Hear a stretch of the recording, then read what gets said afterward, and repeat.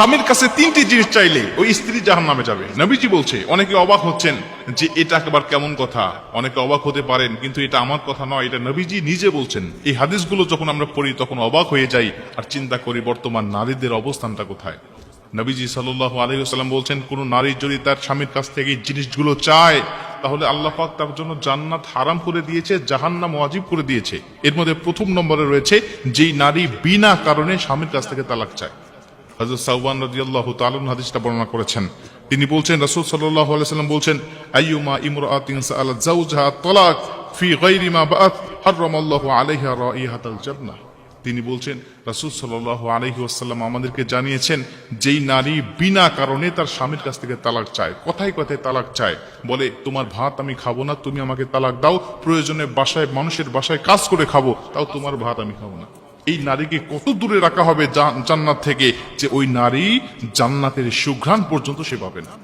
এই জন্য মা বোনদেরকে বলতে চাই, কথায় কথায় তালাক চাওয়া এমন জঘন্য অপরাধ, এমন পাপ থেকে অবশ্যই আপনাকে বেঁচে থাকতে হবে। স্বামীর কাছ থেকে কখনো তালাক চাইবেন না।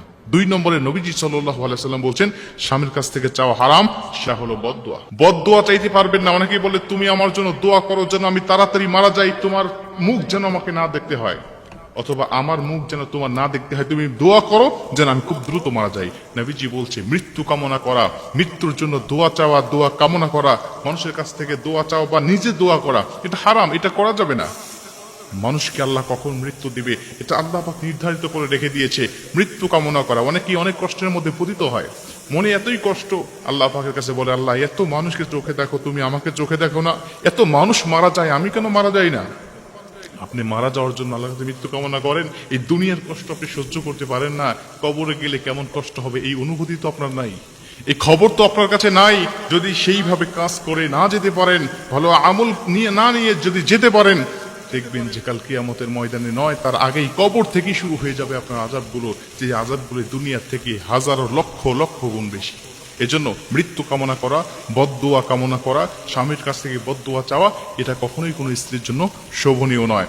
3 নম্বরে নবীজি বলছে, অনেক স্বামী আছে, অনেক স্ত্রী আছে, তারা স্বামীর মা বাবাকে আলাদা রেখে ফেলে দিয়ে স্বামীকে নিয়ে আলাদা থাকতে চায়। মনে রাখবেন, আলাদা থাকা এটা দোষের কিছু নয়। অনেকে আছে ব্যবসা বাণিজ্যের জন্য, চাকরির জন্য শহরে থাকতে হয়, মা বাবা গ্রামের মানুষ, তারা শহরে আসতে চায় না। অনেক মা বাবা আছে তারা শহরে আসতে চায় না বা আসলেও থাকতে পারবে না, এর জন্য তাদের চাকরির সুবাদে বা ব্যবসার সুবাদে বাসায় আসতে হয়, শহরে আসতে হয়। আসতে পারবেন, কিন্তু শহরে আসা বা আলাদা থাকার অর্থ এটা নয় যে মা বাবাকে ভুলে যাওয়া, মা বাবার হকগুলো আদায় না করা।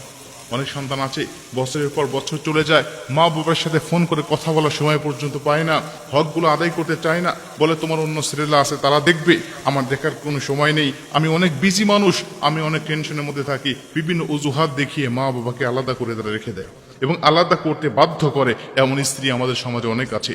এজন্য এই সমস্ত বিষয়গুলো যদি কোনো নারীর মধ্যে থাকে, নবীজি বলছে তারা জান্নাতে তো যাবেই না, জান্নাতের সুঘ্রাণ পর্যন্ত সে পাবে না।